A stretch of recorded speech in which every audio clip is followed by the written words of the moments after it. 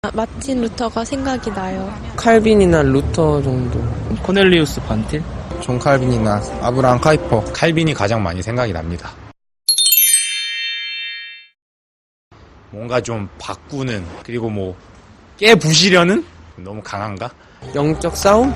투쟁적인 변혁 이런. 뭔가를 변화시켜야 된다? 진정한 회복, 참 중심으로 돌아가는 것이 올바른 방향성으로 돌아가는 것, 그것이 개혁이 아닐까 생각합니다.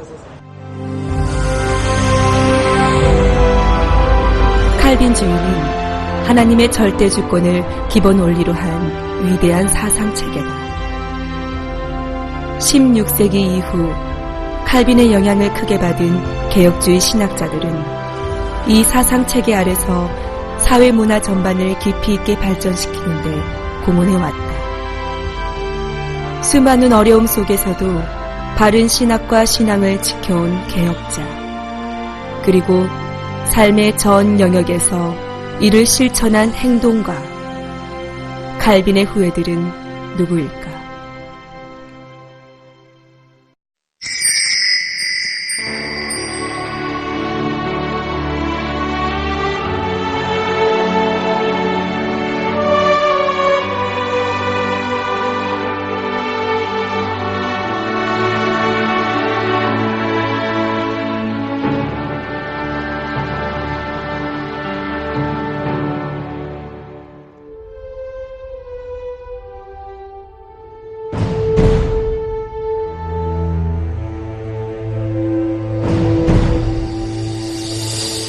칼빈의 후계자로 널리 알려진 테오도로 베자는 1519년 프랑스 버건디 지역의 베즐레 마을에서 태어났다. 그의 삼촌 니콜라스 베자는 당시 파리 의회 의원이었는데 일찍부터 조카의 천재성을 알아봤다. 그리고 베자를 칼빈의 오를레앙 대학 스승이던 멜키오 볼마리의 문화생으로 맡겼다. 베자는 볼마리 밑에서 라틴어와 헬라어를 배우게 되는데 후에 이곳에서 쌓은 유창한 어학 실력으로 성서 번역과 대중화의 훌륭한 업적들을 남기게 된다. 베자는 1548년 개신교로 개종한다.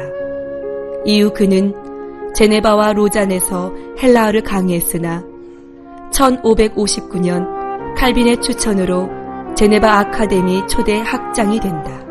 칼빈이 이제 그의 바로 직속 제자가 베자죠. 그래서 제네바 대학교를 1559년에 세우고 베자를 학장으로 세워요. 베자는 참 칼빈을 충실하게 해서 소위 칼빈주의라고 우리가 부를 수 있는 그 칼빈을 교리화하고 하는 그런데 베자가 첫사람입니다. 이같이 베자는 칼빈이 설계해 놓은 신학을 철학적이고 합리적인 방식으로 정교하게 다듬어 나갔다.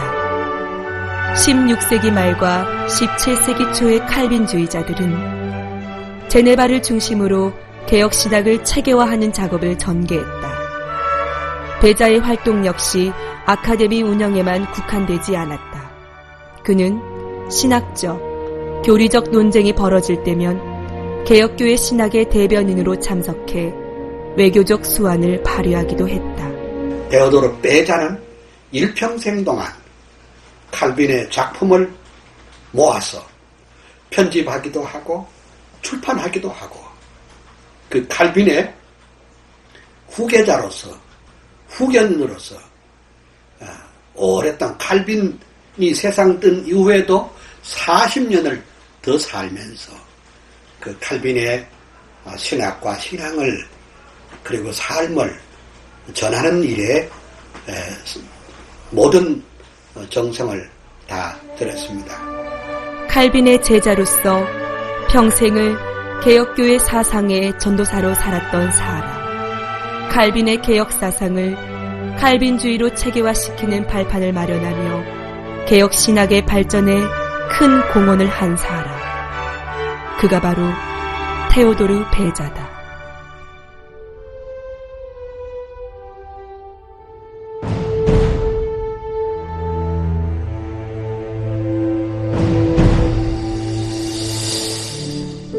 낙스는 1513년경 에딘버러에서 그리 멀지 않은 하딩톤에서 태어났다.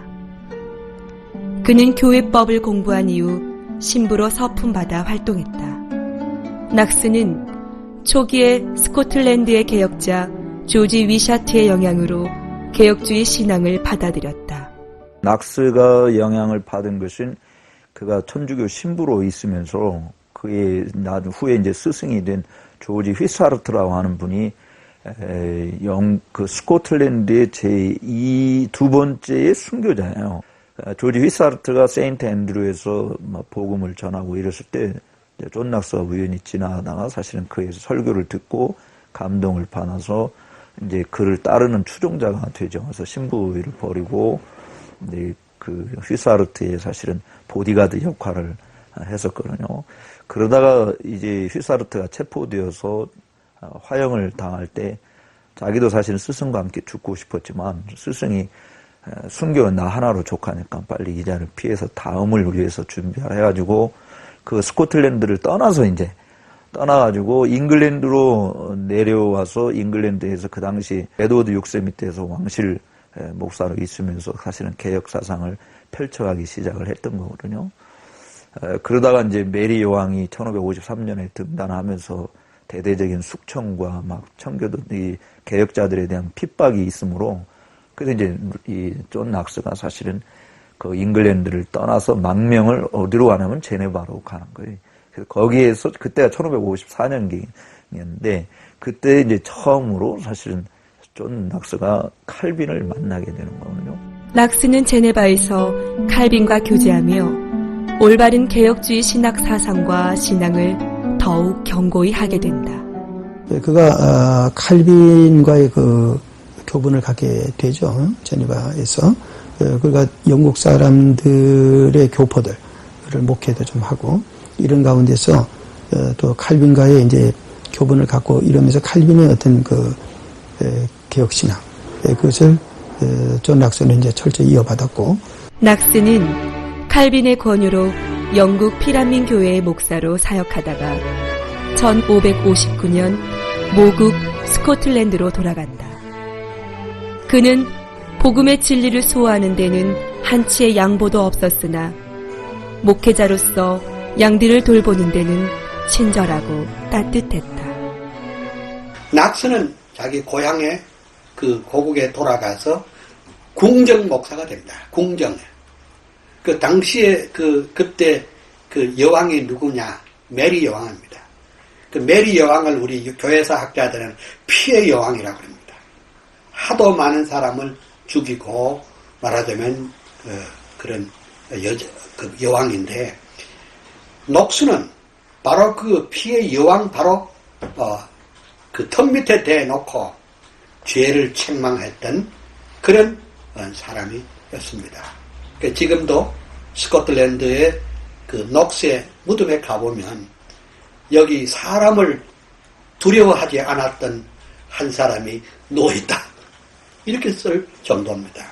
낙스 자신도 사실은 굉장히 그가 편지를 보내는지 사람을 만난다든지 또 같은 동료들을 위하는 모습이라든지 뭐 이런 것은 낙스도 자연히 하나님의 사람이기 때문에 본인들이 그러니까 비진리에 대해서는 굉장히 강렬하게 아주 냉혹한 판단력을 가지고 대처를 했고 그리고 거기에 어떤 뭐 인간적인 어떤 정을 보인다는 이런 건 없었어요. 그 외에 이제 당연히 목회 현장에서 사람들을 키우고 돌아보고 살피고 하는 이런 부분도 매우 따스한 뭐 입장을 다 가졌다고 봐야죠. 낙스는 스코틀랜드 개혁을 위한 치열한 삶을 살았다. 그리고 마침내 개혁 신앙에 입각한 국가를 건설하게 된다. 낙스의 그 종교개혁 운동은 굉장히 철저했고, 그는 잉글랜드 쪽으로도 영향을 끼쳤고, 그래서 낙스를 그렇게 얘기하죠. 실질적으로 청교도 신앙의 시작이었다. 이렇게 얘기를 하죠. 왜 그런가 하면은,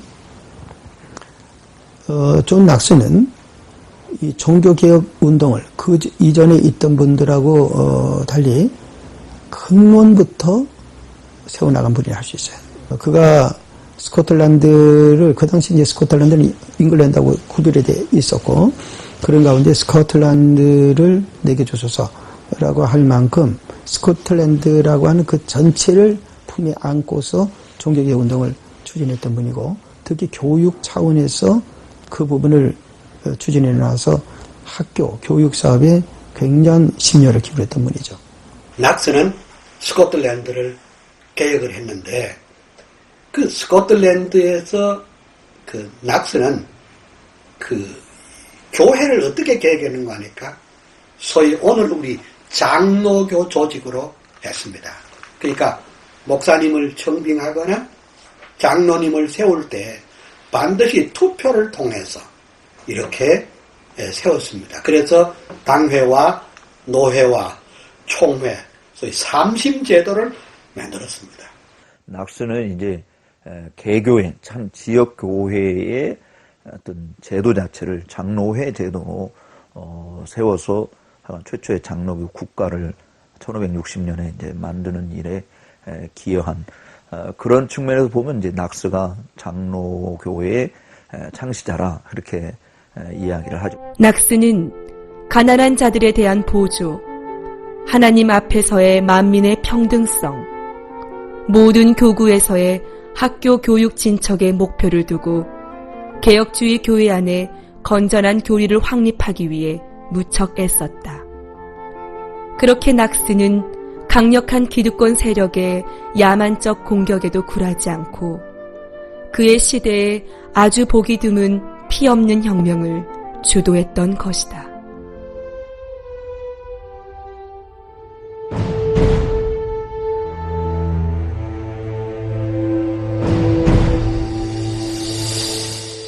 청교도의 왕자라 불리는 존 오웬은 1616년 영국 옥스퍼드주 스타드엠에서 태어났다. 그는 12살 때 영국식 알미니안주의가 지배하던 옥스퍼드의 퀸즈 대학에 입학하여 10년간 공부한다. 그러나 그는 어거스틴과 칼빈의 신학, 그리고 16세기 영국 청교도에게 더 큰 관심을 갖고 있었다. 17세기 청교도 운동 자체가 칼빈주의 운동이라고 해도 뭐 틀리지 않는 건데, 이 청교도들의 신학적 측면에서 대표적인 학자를 꼽는 게 이제 존 오웬이거든요. 오웬은 17세기 영국의 뛰어난 청교도 신학자였으며 유럽에서 칼빈주의 신학을 해석하고 옹호했던 사람들 중 가장 학식 있고 활동적인 사람이었다. 성경으로 판단하고 성경으로 말하고 성경으로 가르치고 하는 이 부분, 그래서 성경 제일주의적이라고 하는 말까지 들을 정도로 청교도들은 칼빈의 성경관을 그대로 사실은 이어받은 거거든요. 그래서 이게 이제 성경의 원리에 따라서 교회의 정치도 뭐 국가도 사람들의 삶도 다 지배해야 된다. 말씀의 지배를 받아야 된다 하는 것이 이제 청교도들의 그 사상이었는데, 그 중에 이제 대표적인 신학자가 이제 존 오웬으로, 또 칼빈이 쓰지 않은 성령론을 존 오웬은 또 이렇게 책을 따로 낼 수 있을 정도로 이제 성령론의 발전을 이루게 되었다라고 이렇게 보아지고, 오웬은 기독교 정통 교리인 삼위일체론과 프로테스탄티즘을 옹호했으며 그의 깊은 영성과 성서신학, 역사신학의 이해를 바탕으로 성경 강해, 성령론 등에 관련된 최고 수준의 신학서들을 저술했다. 오웬은 또한 목회 사역의 전 기간에 걸쳐 알미니안과 소시니안, 그리고 카톨릭의 오류들에 대해 적극적으로 대항하고 개혁주의 신앙을 전심으로 찬양했다. 그것은 하나님의 주권적 은총에 의존하고 죄를 극복하며 거룩해지는 데까지 나아가는 생활 방식이었다. 존 오웬은 대단한 신학자인 것은 틀림없습니다. 칼빈의 신학을 더 많이 이렇게 발전시켜 나간, 특별히 하여간 은혜의 교리 측면에서 많이 좀 진전을 이루었다라고 보통 이렇게 이제 이야기를 하고, 오웬과 친분이 있던 로버트 헤스티는 그의 회고록에서 존 오웬을 이렇게 묘사했다. 그는 키가 컸으며 얼굴은 진지하고 위엄이 있었다. 그는 포용력이 매우 컸으며 능숙한 창의력과 훌륭한 판단력도 겸비했다. 그의 성격은 매우 부침성이 있고 예의 바르며 친근하고 사교적이어서 가장 비천한 사람들도 그와 쉽게 담화하고 사귈 수가 있었다. 그는 감정, 특히 분노를 억누를 줄 알았으며 침착하고 차분했다. 그는 명성이나 공적 또는 지지자나 재산으로 우쭐대지도 않았고 고난이나 역경에 좌절하지도 않았다.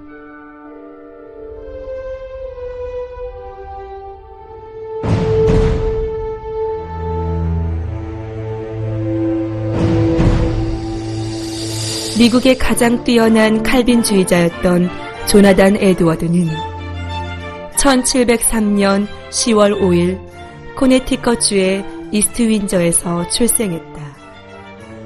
그는 지적 재능이 매우 뛰어나서 10살 때 이미 라틴어, 헬라어, 히브리어 등 고전어에 능통했을 뿐 아니라 12살에 예일대학에 입학하여 5년 뒤 최우수 학생으로 졸업했을 정도였다. 조나단 에드워드는 그 청교도들의 영향을 깊이 많이 받았어요. 17세기 청교도, 그러니까 17세기 청교도들은 사실은 칼빈의 직접적인 후예들이거든요. 그러니까 칼빈 사상을 잉글랜드에 굉장히 꽃을 피운 그런 분들인데, 칼빈 이후로 우리 개혁주의 노선에서 조나단 에드워드는 가장 뛰어난 지성인 신학자로 그렇게 이제 우리가 이야기를 하는데, 그는 1720년 10월 복음 사역이 그의 소명임을 확신하고 다시 예일대학에서 신학을 공부한 뒤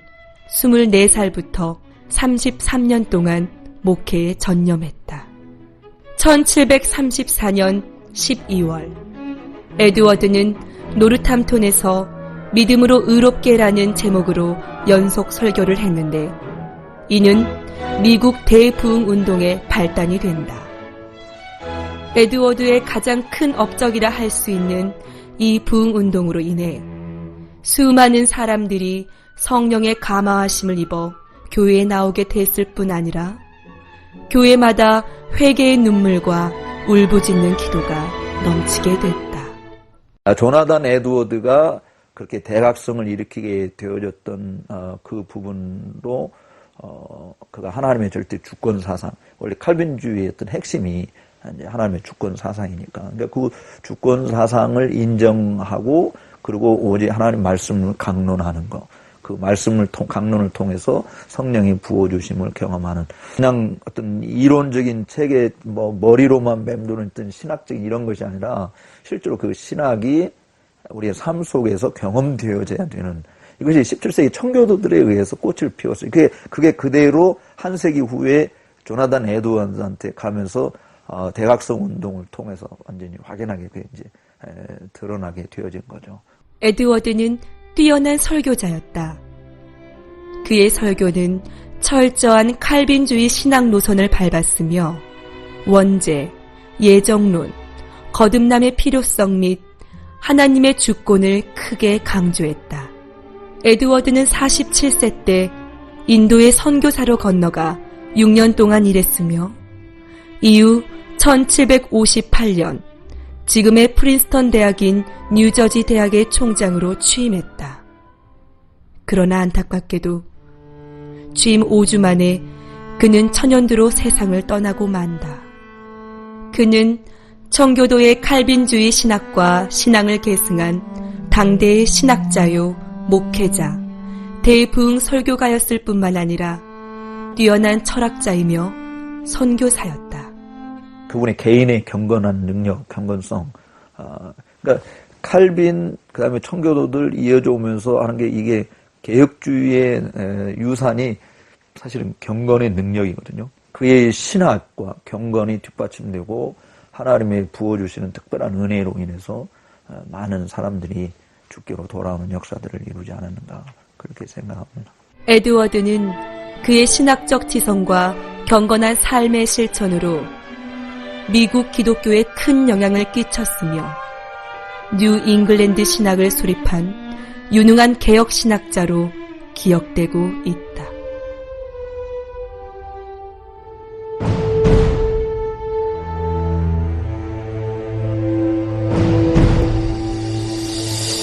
(19세기) 말에 그러한 마치 중세가 무너지고 이 중세가 무너진 다음에 어떤 세계가 올지 알 수 없었던 급변기, 바로 16세기 초에 그런 시대적 급변기에 어떤 교회와 신학이 나가야 할 방향을 제시했던 사람이 칼빈이었다면 19세기 말에 이런 정말 그 사회적 혹은 신학적, 교회적 혼동기에 교회와 그 신앙인이 나가야 할 방향을 제시했던 사람은 역시 아브라함 카이퍼였다. 아브라함 카이퍼는 16세기 칼빈 이후 가장 위대한 칼빈주의 학자로 평가받고 있다. 그는 1837년 10월 29일 네덜란드 남부의 항구 도시 마스루이스에서 태어났다. 카이퍼는 12살 때 미들버그 분법학교에서 공부했고 이후 자유주의의 상아탑 라이덴 대학에서 고전 어학과 신학을 6년간 공부했다. 이와 같은 근대주의와 자유주의의 분위기 속에서 그는 점차 전통적인 신앙을 상실하기에 이른다. 그러나 그는 자유주의 목사로서 첫 목회를 했던 한 시골 교회에서 인생의 전환점을 맞게 된다. 그는 자유주의의 목사로서 마슬로이스라는 곳에 목회를 했습니다. 아브라함 카이퍼는 거기서 목회하는 중에 우리식으로 말하면 그 여전도회 회장이라고 할 때는 발투스 할머니가 목사님의 설교를 듣고, 목사님의 설교는 복음적이 아닙니다. 자유주의적 설교입니다. 이 말에 큰 효과를 받고 그는 다시 복음주의자로, 칼빈주의자로 돌아서는 동기가 되었습니다. 카이퍼는 대목회자입니다. 그냥 목회자가 아니라 대목회자였습니다. 그 카이퍼도 대설교자입니다. 그 카이퍼는 대설교자이기 전에 대웅병가입니다. 그리고 카이퍼는 두말할 필요도 없이 정치가입니다. 하원의원이었고 평생 상원의원이었고, 그리고 카이퍼는 또한 수상을 역임한 그야말로 그 삶의 전 영역에 하나님의 왕권을 위해서 그 생애를 불태웠던 사람입니다. 카이퍼는 다양한 활동을 했지만 특히 교육에 큰 관심을 가졌다. 교육에 대한 그의 열정은 1880년 마침내 칼빈주의적 국가대학, 신학과 함께 모든 과학 분야의 회복과 정화를 이루겠다는 이상을 가진 자유대학을 설립하는 데까지 이른다. 그리고 이 대학의 개회식에서 그는 영역 주권 사상을 공포한다. 그리스도는 모든 정사와 권세의 머리심으로 삶의 모든 영역에서 그리스도가 왕이 되어야 할 것을 주장한 것이다.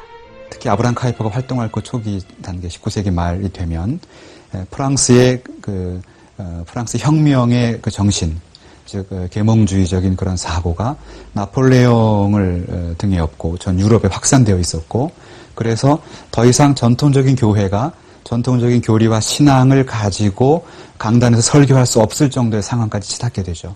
전 유럽이 다 그런 상황에 있었는데, 전통적인 신학이나 전통적인 신학적 가치에 대한 도전이 안팎에 주어졌을 때 거기에 대해서 아브라함 카이퍼가 명확하게 어떤 그리스도의 주권이라고 하는 입장을 견지하죠. 이것은 바로 칼빈의 신학을 그대로 이어받은 것인데, 그것을 각 영역에 위임하는 것을 이해하기 시작합니다.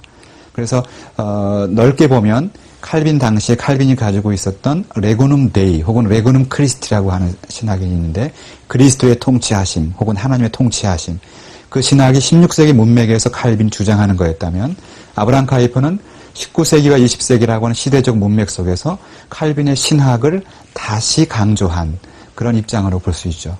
또 카이퍼가 한 일은 또 칼빈과 똑같이 대학을 세워서 그리고 인물을 양성을 해서 전 세계에 퍼친다는 것이 그것이 카이퍼의 이상이었습니다.